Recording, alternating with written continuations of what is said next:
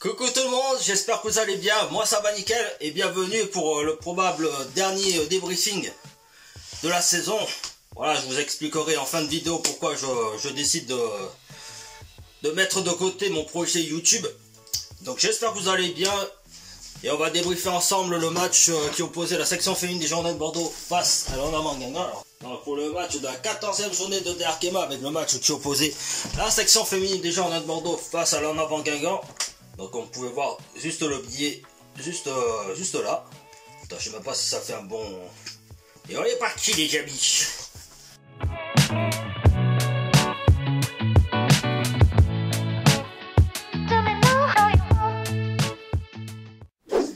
Eh ben, ça va être dur cette fin de saison. Hein. Alors, pour rappeler un petit peu l'enjeu de cette confrontation, donc j'avais expliqué un petit peu dans l'avant-match qui est sorti le vendredi 2 février sur ma chaîne de YouTube, hein, que je vous invite à voir juste ici, là. Et donc l'enjeu, ben voilà, c'est deux équipes qui sont très mal classées cette saison. Donc le Bordelaises, vous savez qu'elles sont dernières du classement, et les Bretonnes à la 10e position, à 3 points d'écart des Bordelaises. Donc forcément, ben oui, c'est sûr que cet enjeu allait être crucial pour les deux équipes. L'ouverture du score, déjà, je me pose des questions sur... je me pose des questions sur les phases de coups de pied arrêtés, sans déconner. C'est quoi ces problèmes de marquage à chaque fois? Mais à un moment donné, il faut régler ces histoires de marquage, là, parce que c'est pas possible de prendre un but comme ça, quoi. Alors après l'ouverture du score, bon, il y a une réaction assez timide. De leur part, et il a fallu attendre on va dire la demi-heure de jeu pour voir l'égalisation de... Alors tout le monde pensait que c'était Laura Bourgoin, mais je pense que c'est Awa Sangaré. Alors après l'incident qu'il y a eu juste après, je pense que c'était vraiment inutile de chez inutile, voilà, d'essayer de récupérer le ballon après le but et que ça parte un peu en cacahuète. Sur ce match, il y a un truc qui m'a cassé les couilles, parce que moi, voilà, je dis les choses telles qu'il faut l'entendre. Oui, vous le savez très bien de qui je vais parler. De l'arbitrage, ben oui. Comme j'ai toujours dit, je demande pas, et vous aussi, vous ne demandez pas à l'arbitrage de favoriser les Bordelaises pour tous les matchs. Bien sûr, s'il y a des fautes commises par les Bordelaises, que ce soit sifflé, ou même à l'inverse, voilà, il faut avoir un arbitrage sévère, enfin, autoritaire certes, mais qui reste neutre. Parce que au vu des nombreuses fautes qui ont été commises par les Bretonnes, et des fautes grossières en plus, pour moi, il aurait dû avoir des cartons jaunes, voire limite des cartons rouges. Je trouve que les Bretonnes, à un moment donné, elles sont un peu dans la provocation aussi. Alors, elles mettent de l'intensité, oui, ok. Mais à chaque confrontation contre les Guingampaises, contre les Bretonnes, pardon, c'est toujours la même chose. Après, comme je dis, le problème pour moi des arbitres... Alors après, je sais pas comment ça se passe, la formation, pour devenir arbitre de foot ou toute autre discipline, que ce soit le rugby, le basket ou peu importe. Voilà, j'imagine que ça doit durer un certain mois, peut-être l'année, en théorie et en pratique. Mais j'ai l'impression que des fois, les arbitres, une fois que ils ou elles ont leur licence, limite on leur donne un match, mais ils oublient limite les règles du foot. Voir un arbitrage comme ça, dans un match, bon certes qui a un enjeu capital pour le maintien en bas du tableau. Mais faites mieux votre boulot sans déconner.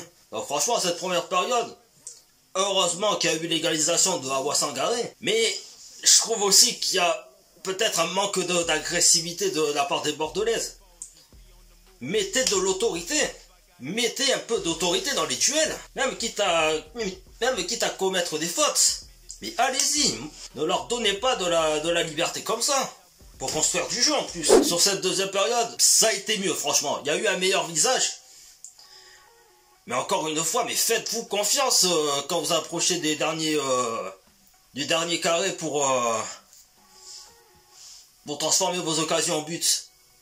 Et croyez en vous, sans déconner. Pas que ce soit Abigail Kofi Kim ou même Nesrine Balouli sur une occasion, mais allez-y, mais croyez en vous, sans déconner.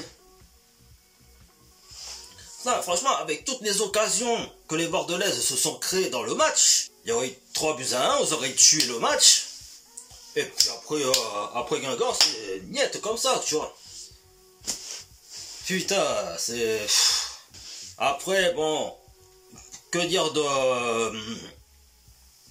des performances individuelles. Ben, Laura Bourgoin, pour sa première sur les couleurs marine et blanc, franchement, ça c'est une bonne performance hein, dans l'ensemble.